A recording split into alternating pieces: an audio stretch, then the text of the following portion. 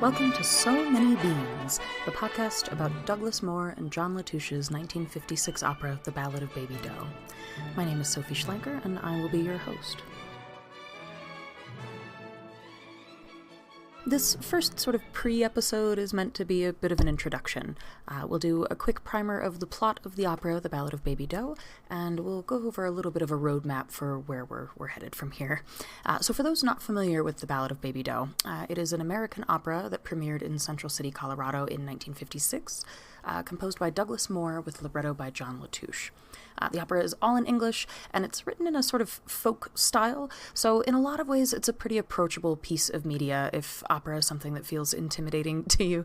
I should clarify early on here that I am in no way an opera aficionado myself. I know very little about opera in a broad sense. I just know entirely too much about this one singular opera, which is why we're here. My friends and family got a bit tired of hearing me talk about this, so I'm making it your problem now. In any case, the opera, The Ballad of Baby Doe, is based on real figures and events from Colorado history. There certainly are artistic choices made, right? There's plenty of license to be had, but a lot of research was done in the creation of this opera, and it really does get quite a lot right, historically speaking. It helps that the original story is very operatic in scope. The basic story follows a love triangle between our three principal characters, Horace, Augusta, and Lizzie, the eponymous Baby Doe, Tabor. Horace and Augusta Tabor are married for 27 years as the events of this opera begin. Historically, speaking of artistic license, historically at the time that the opera is meant to start, they would have been married for more like 25 years, but 27 fits the meter better, and so they used 27 instead. There's lots of little things like that which are great. In any case, Horace and Augusta by this time are married for 27 years, and the marriage could be happier. There is some strain on their relationship, partly to do with the fact that Horace has recently become unbearably wealthy. Horace and Augusta Tabor spend most of their marriage going from gold rush to gold rush, trying to strike it rich. And eventually, in Leadville, Colorado, they do end up striking it rich in silver. And so the opera begins after this has happened. The new money has sort of put some strain on some already existing differences between the two of them. Which means that about the time Lizzie Doe, nicknamed Baby Doe, and she's nearly exclusively referred to in this show as Baby Doe rather than Lizzie, conditions are pretty good for when Baby Doe arrives in town. A young divorcee, very pretty, with her eyes on the wealthy and infamous Horace Tabor. A romantic affair ensues. What surprises everyone, however, is that this affair blossoms into a deep and lasting love that ends up sort of unfolding over the backdrop of the rise and, by this time, mostly fall of the silver industry in Colorado. So it's a very dramatic opera. You've got the love triangle, you've got some betrayals, you've got some rags to riches and, spoilers, back to rags going on. It's really quite a story, and it's a story that has captured the imagination of particularly Coloradans, but people all over the country since the Tabors were alive. One of the tricky parts about doing research about the Tabors, as historian Dwayne Smith will tell you, is that so much of what happened in their lifetime was a bit overblown even while they were alive. Everything was sensationalized. It's actually hard to find things. It's hard to parse together what's true and what's fantasy, because it is such a compelling story. And so this is a story that has lingered around Colorado, certainly, ever since. I grew up in a small silver mining town not terribly far from Leadville, Colorado. So the story of the Tabors is built into our foundations, right? I think our town felt a sense of rivalry with Leadville, so the story of the more local Hamill family, and yes, that is a relation to Mark Hamill, often took center stage for us. But even so, it was impossible to talk about silver mining in Colorado without talking about the Tabors. So this story has always been pretty well known to me. It's been a big part of my upbringing and existence. And the opera does a really good job of fleshing it out. One of the really notable things about this opera is the lack of a proper villain. you have a love triangle, and while there is sort of an obvious choice in the way that love triangles often have, it's more complicated than you'd expect. All three of our leads are introduced sort of as tropes. Horace is the rich, philandering jerk, Augusta is his nagging harpy of a wife, and Lizzie is this home-wrecking little strumpet that shows up on the scene, right?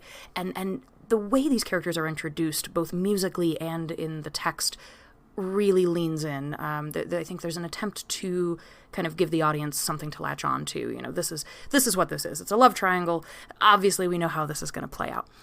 But what's fantastic about it is it then immediately upends those expectations and spends a significant amount of time crafting these just beautiful, human, messy, fully realized people. By the end of the opera, whose story you resonate with the most is sort of largely a matter of personal experience, but not one of them is unsympathetic fully, right?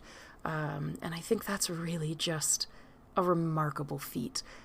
You can look at these three people who were complex and who lived a pretty interesting and sort of unexpectedly very public life, and make them relatable and beautiful. It's amazing. I love this opera. I knew the opera existed before this, but I didn't actually get to see it until 2016. So Central City, Colorado has Central City Opera, which runs a festival every summer. They do usually a couple of big main stage productions and then a couple of smaller operas. They do a lot of debuts of things as well. And they originally began the process of commissioning this opera. Because of a series of shenanigans, it ultimately ends up officially commissioned for the bicentennial of Columbia University. But that's a story we will get to in a future episode. I think I'm going to be doing an entire dedicated episode on how this opera actually came to be, because that is its own melodrama as well. But Central City Opera does the Ballad of Baby Doe. They put it on every 10 years. So 2016 was the last one, and it was the first time I got to go. And I ended up going 4 times. I spent my grocery money on tickets at the time. I could not actually afford to go, but I was so gripped by it. As I said, I sort of grew up with the story of the Tabors, and as a teenager I became sort of fixated on the story a bit. I was really fascinated by it, and I developed a little bit of a crush on Horace Tabor, which is going to sound crazy on a number of levels. For those of you who know the story, you're going to be like, what do you mean? Also, old dead white guy, that's sure a choice, and you're right. But there was something about him that I found very compelling. And so then to see this opera and to see it staged and to see a man with that Tabor energy sort of walking out on stage, real flesh and blood, there was something very powerful in that. And the music is just absolutely stunning. The performances and the way they put the show on, the interpretation of the characters, the chemistry between the actors, it was tremendous. It was a tremendous production, and it really stuck with me. And so I sort of found myself shifting from a fascination with the Tabors into a really deep fascination with the opera. And so for the last 10 years, I've been talking my friends' ears off about it. And I think everyone's a little tired of it. So again, sorry in advance that I'm now making this a slightly more public problem. In any case, it's a gorgeous opera. And the idea to do a podcast about it has been kind of rattling around in my brain for most of the last 10 years. I think I keep getting sort of caught up in the weeds about it because there's so many angles that you can cover it from, and I know a lot about this opera and the history and the characters and the real people that they're based on, and so trying to get that into a format that is digestible and approachable has kind of been the thing holding me back. I think my plan for this podcast is to